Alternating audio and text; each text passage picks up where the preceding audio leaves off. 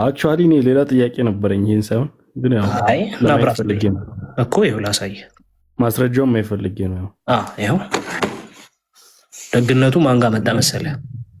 ክርስቲያን ቤት መጣ። ታነብልን። ኦኬ፣ እዚሁ ላይ የለም። ይኸው እኮ ሙሉ ማብራሪያ እኮ ላሳየህ እኮ ነው። ብራዘርዬ ተረጋጋ።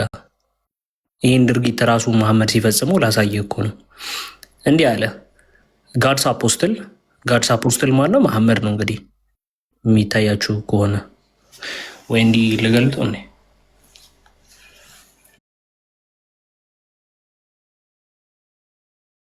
እንደዚህ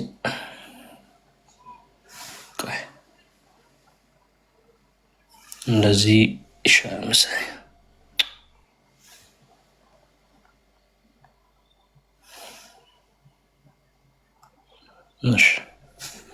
ይኸው ና ተመልከቱ። እንዲህ አለ ጋድስ አፖስትል አቡ ሱይፋን ኢዝንት ዩ ሪኮግናይዝ ዳት አለው። አቡ ሱይፋን ወይ አሁን ላይ አንተ ሪኮግናይዝ አላደረግክም?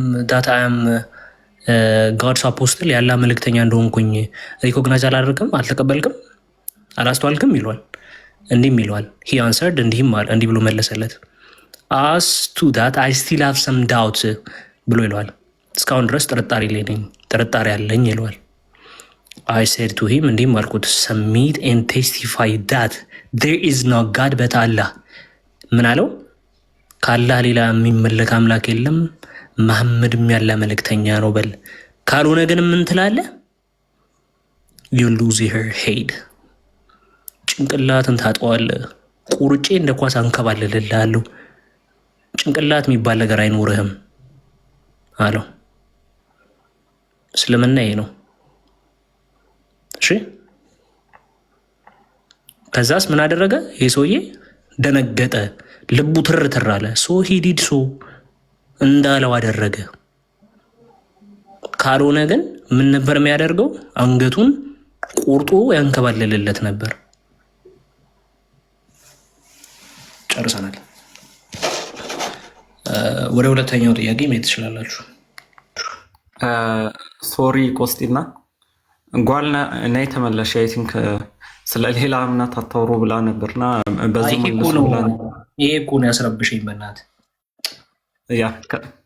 ማ ይሄ ዩዘር የሚባለው ነው ትንሽ ብሎ ነው። አይ ችግር የለውም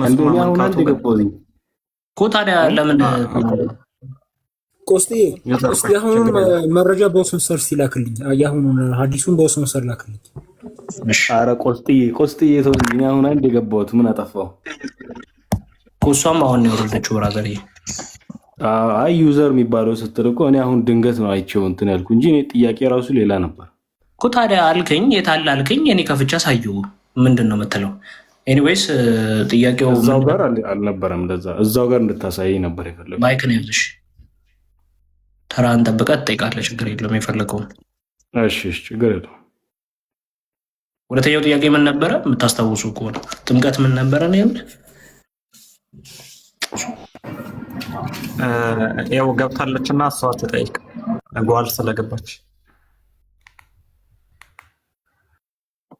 እሺ ጓል እንግዲህ ይቅርታ፣ ይሄ ሰውዬ ነው ትንሽ ችግር የለውም። አይ አሁን ስለ ጥምቀቱ ንገረኛኛው በደንብ ገብቶኛል። አመሰግናለሁ።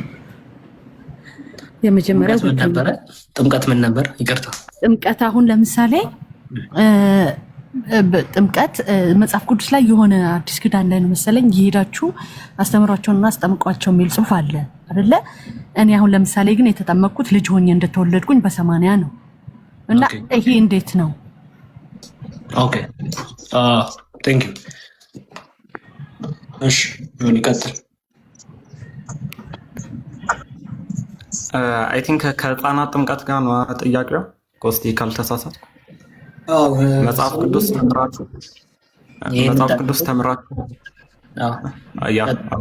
እና መጽሐፍ ቅዱስ ተምራችሁ ከዛ ተጠመቁ ነው የሚለው ብላ ነው እየተናገረችው። እና ጓል አሁን ራሱ እየጠቀሽ ማቴዎስ ወንጌል ምዕራፍ 28 ከቁጥር 19 እስከ 20 ያለው እንግዲህ ሂዱና አሕዛብን ሁሉ በአብ በወልድ በመንፈስ ቅዱስም እያጠመቃችሁ ብሎ ጥምቀትን አስቀድሟል።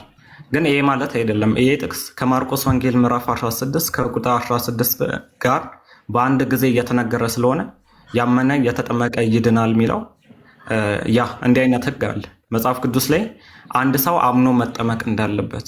ይህ ግን እያወራ ያለው ስለምንድን ሲባል ስለ አህዛብ ነው እንጂ ወይም ደግሞ አንድ ትልቅ ሰው ማመን የሚችል ሰው ከእስልምና ሊሆን ይችላል፣ ከአይሁዳዊ እምነት ሊሆን ይችላል፣ ወይ ደግሞ ከየትኛውም እምነት ሊሆን ይችላል። ወደ ክርስትና ሊመጣ ሲል ጥምቀት አይቀድምም እምነት ነው የሚለውን ነው እየተናገረ ያለው። ስለሆነ እዚህ ጋር እያወራ ያለው ማርቆስ ወንጌል ምዕራፍ 16 ቁጥር 16 እና እንዲህ የመሳሰሉ ጥቅሶች ጋር እያወራ ያለው ልክ ነሽ፣ ስለ አዳልት ስለሆኑ አካላት ወይም ደግሞ አይተው ሰምተው ማመን ስለሚችሉ አካላት ነው ማለት ነው እያወራ ያለው እዚህ ጋር እና ያ እንዲህ ከመጽሐፍ ቅዱስ አንጻር ቆይ እንትን ሀሳቤን ልጨርስ ነው። መጽሐፍ ቅዱስ ይህን ያስቀምጣል ስለ አዳልት ሲናገር፣ ግን ስለ ህፃናትም ደግሞ መጽሐፍ ቅዱስ ይናገራል። አሁን ለምሳሌ ሐዋርያት ሥራ ላይ ስታይ ሐዋርያት ሥራ ምዕራፍ 2 ቁጥር 38 ላይ ጴጥሮስ ሲናገር ምን ይላል መሰለሽ? ቁጥር 38 ላይ ጴጥሮስም ንስሐ ግቡ አለ፣ ኃጢአታችሁ ይሰረይ ዘንድ እያንዳንዳችሁ በኢየሱስ ክርስቶስም ተጠመቁ፣ የመንፈስ ቅዱስንም ስጦታ ትቀበላላችሁ አለ። ከዛ ቀጠለና ቁጥር 19 ላይ ተጠመቁ ካለ በኋላ የተስፋው ቃል አለ ለእናንተና ለልጆቻችሁ for your children። እሺ አምላካችን ወደ እርሱ ለሚጠራቸው በሩቅ ላሉ ሁሉ ነውና አላቸው አለ። ስለሆነ አንድ ህፃን ልጅ ሰምቶ ማመን ስለማይችል ወይ ደግሞ ወንጌል ሄደሽ ለህፃን ልጅ መስበክ ስለማች መጽሐፍ ቅዱስ ደግሞ ዮሐንስ ወንጌል ምዕራፍ 3 ቁጥር 5 ላይ ሰው ከዋና ከመንፈስ ዳግመኛ ካልተወለደ በቀር የእግዚአብሔር ልጅ መሆን አይችልም ብሎ የእግዚአብሔር መንግስት አይወርስም ብሎ ስለሚያስቀምጥ የእግዚአብሔር መንግስትን እንዲወርስ አንድ ህፃንን እናስጠምቀዋለን። አንድም ደግሞ የስላሴን ልጅነት ወይ ደግሞ በአብ ወልድ በመንፈስ ቅዱስም ዳግም እንዲወለድ የስላሴን ልጅነትን እንዲያገኝ እናስጠምቃለን ማለት ነው ህፃናትን። እና መጽሐፍ ቅዱስ የህፃናትን ጥምቀት ይደግፋል፣ ይናገራል። እሱም ብቻም ሳይሆን መጽሐፍ ቅዱስን ስናይ የቱ ጋር መሰለሽ? መጽሐፍ ቅዱስን ስናይ ኦኬ ላሰሽ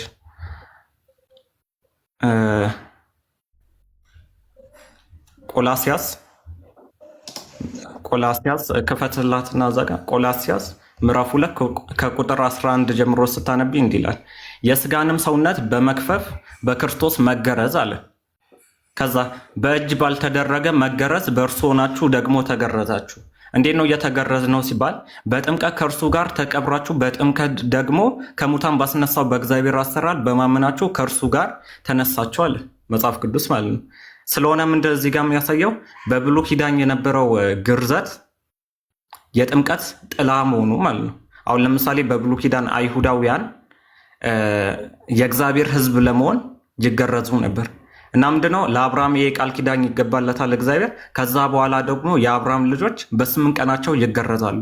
ከተገረዙ በኋላ የእግዚአብሔር ልጆች ይሆናሉ ማለት ነው። ግን እዛ ጋር የእግዚአብሔር ሕዝቦች ግን እዛ ጋር የእግዚአብሔር ሕዝቦች ሲሆኑ በፍቃዳቸው አምነው ምናምን ሳይሆን ነገር ግን በአባቶቻቸው እምነት የእግዚአብሔር ሕዝቦች ይሆናሉ ማለት ነው። መጽሐፍ ቅዱስ በብሉይ ኪዳን የህፃናትን ግርዘት ፈቅዶ ከዛ ደግሞ ጥምቀት የግርዘት ጥላ መሆኑን ካሳየን ግርዘት የጥምቀት ጥላ መሆኑን ካሳየን በብሉይ ኪዳን ህፃናትን ገርዘው አሁን በአዲስ ኪዳን ማናስጠምቅበት ምክንያት የለም ማለት ነው። ስለሆነም መጽሐፍ ቅዱስ ይሄን ያስቀምጣል። ዮሐንስ ወንጌል ምዕራፍ 3 ቁጥር 5 ላይም አረዘምኩት መሰለኝና ጓል ይቅርታና ዮሐንስ ወንጌል ምዕራፍ ጥሩ ነው። ዮሐንስ ወንጌል ምዕራፍ 3 ቁጥር 5 ላይም ሲናገር ምን ይላል ጌታችን?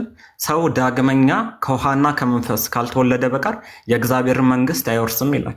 ስለሆነ የእግዚአብሔር መንግስት የወርሱ ዘንድ በአብ በወልድ በመንፈስ ቅዱስም እናስጠምቃቸዋለን ማለት ነው። ይሄ ነው። ስለሆነ ማርቆስ ወንጌል ምዕራፍ 16 ላይ እምነት የሚያስቀድመው ከምን አንጻር ነው? በዛ ጊዜ 12ቱን ሐዋርያት ሲልካቸው እንዳለ አህዛብ ነበሩ ወይም ደግሞ ያልተጠመቁ ያላመኑ ነበር እና የሚያምኑ አካላት ስለሆኑ እነሱን አምነው ይጠመቁ ሲል አዘዘ። እንደዛውም ደግሞ ሐዋርያት ሥራ ምዕራፍ 2 ቁጥር 38 ላይ ስታነቢ ምንድነው ይሄ ከሰበክላቸው በኋላ ይሄ ነገር ለልጆቻችሁም ነው ብሎ ያስቀምጣል። ማለት ለአማኞች ልጆች ስለሆነ መጽሐፍ ቅዱስ አንድ ሰው ካመነ በኋላ ያ ሰውዬ ልጅ ካለው